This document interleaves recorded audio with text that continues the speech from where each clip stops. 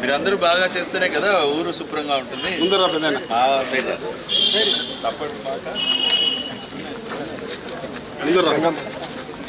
మీరే సార్ మీరే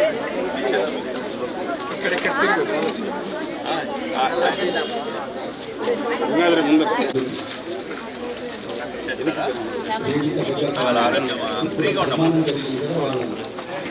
ఎలక్ట్రికల్ పారిశుద్ధ్య కార్మికులు సన్మానిత పారిశుద్ధ్య కార్మికులు వేదిక ముందు వైపు వచ్చి కూర్చోవలసిందిగా ఆహ్వానిస్తున్నాం.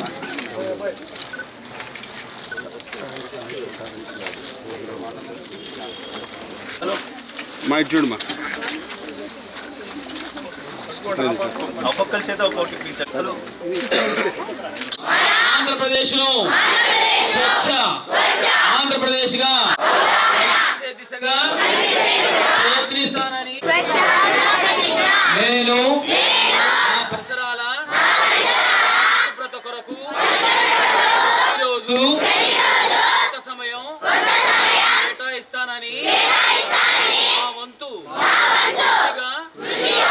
కార్యక్రమాల కొరకు ప్రదానం చేసి పరిశుభ్ర ఆంధ్రప్రదేశ్ సాధించే సంకల్పానికి కట్టుబడి ఉంటానని ఈరోజు పరిశుభ్రత గురించి నేను చేసిన ఈ ముందడుగు ఆంధ్రప్రదేశ్ రాష్ట్రాన్ని శుభ్రపరచడంలో సహాయం చేస్తుందని నమ్ముతూ ఈ రోజు నుండి మా తోటి వారికి కూడా సామూహిక శుభ్రత కొరకు మల విసర్జన నివారించడంలోనూ మరియు వ్యక్తిగత శుభ్రత ఆరోగ్య కార్యక్రమానికి బుక్కపట్నం గ్రామంలో ఏర్పాటు చేసినందుకు అందరికీ కూడా ధన్యవాదాలు. ఈ స్వచ్ఛాంధ్ర స్వర్ణాంధ్ర ప్రతి 3వ శనివారం రాష్ట్ర ప్రభుత్వం అన్ని గ్రామాల్లోనూ అన్ని మున్సిపాలిటీలో కూడా ఇది చేస్తున్నారు. దీంట్లో కార్యక్రమం ఏంటంటే చాలా మందికి ఉన్న ఒక నెగిటివ్ లేదంటే తప్పుడుగా ఆలోచిస్తుంది ఏంటంటే ఇది 3వ శనివారం మాత్రమే చేయాలని అనుకోవడం. 3వ శనివారం నాడు మనం ఆ రోజు ఓవరాల్ గా ఆ నెలలో చేసిన ప్రోగ్రామ్ అంతటినీ ఆ రోజు కన్సాలిడేట్ చేసి లేదంటే సంకలనం చేసి ఆ రోజు మనం ఏం చేసామో చెప్పాలి. అంతే తప్ప ఇది 3వ శనివారం రోజు మాత్రమే చేసే కార్యక్రమం అయితే కాదు. అంటే వ్యక్తిగత పరిశుభ్రత నుండి మన ఊరు పరిశుభ్రత వరకు ప్రతి ఒక్కరు కూడా భాగస్వాములు అవ్వాలనేది దీనికి మెయిన్ ఉద్దేశం. మీ అందరికీ తెలుసు, స్కూల్లో పిల్లలందరికీ మనకి తెలుగు ఉంటుంది, మ్యాథ్స్ ఉంటుంది, ఇంగ్లీష్ కూడా ఉంటుంది, సైన్స్ ఉంటుంది. కానీ ఏమంటారు పరిసరాల విజ్ఞానం అని ఉంటుంది. యాక్చువల్గా 5th క్లాస్ వరకు ఏముంటుంది ఎన్విరాన్మెంటల్ స్టడీస్ అంటారు. పరిసరాల విజ్ఞానం ఉంటుందా లేదా? అంటే ఏంటంటే మన చుట్టూ ఉన్న పరిసరాల మీద మనకి తెలియాలి. కానీ ఇందులో మనం నిజంగా మాట్లాడుకుంటే ఇంకా మన ఇండియాలో మన భారతదేశంలో చాలా చోట్ల పారిశుద్ధ్యం మీద కూడా పరిసరాల మీద కానీ చాలా మందికి మనకి ఇంకా అవగాహన జరగాల్సిన అవసరం ఉంది. ఎందుకంటే మనం చూస్తుంటాం చాలా మంది ఇంకా బహిరంగ మల విసర్జన చేస్తూ ఉంటారు.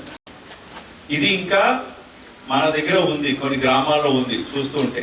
సో అది మనం తొలగించాలి. అంటే ఆ గ్రామాల నుంచి ఓపెన్ డెఫికేషన్ ఫ్రీగా డిక్లేర్ చేయాలి. సో ఇక్కడ ఎవరికన్నా ఇళ్లలో టాయిలెట్ లేని ఇల్లులు ఉన్నాయా?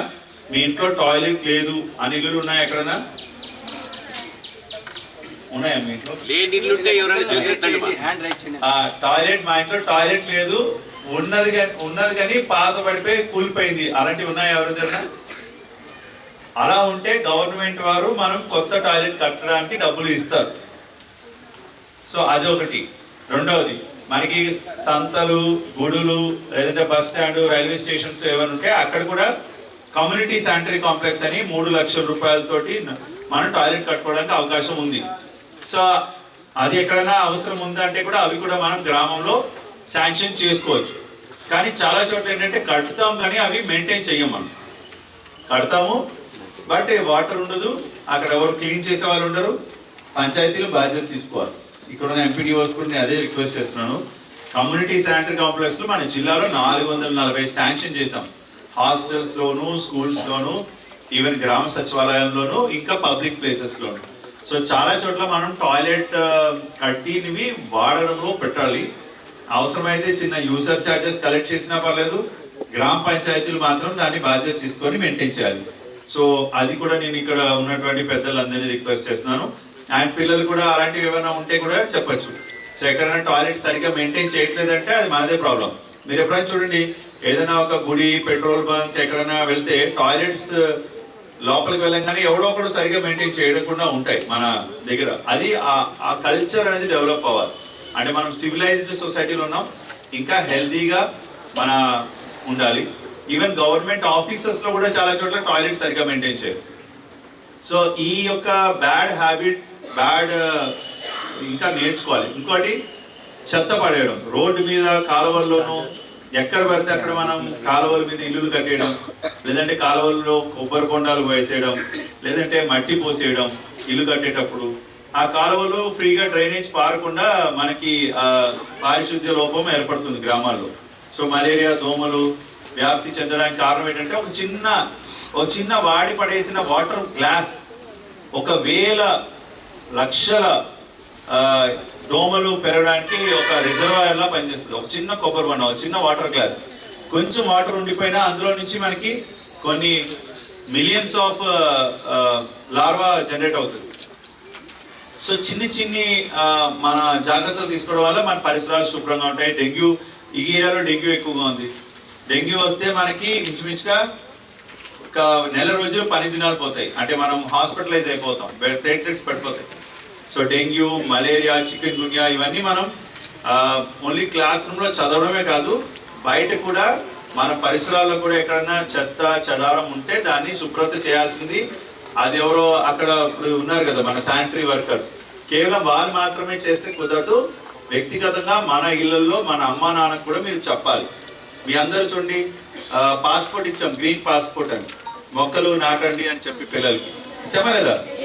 సో మొక్కలు నాటడం పర్యావరణానికి మంచిగా ఆక్సిజన్ రావాలనేది మెయిన్ ఉద్దేశం.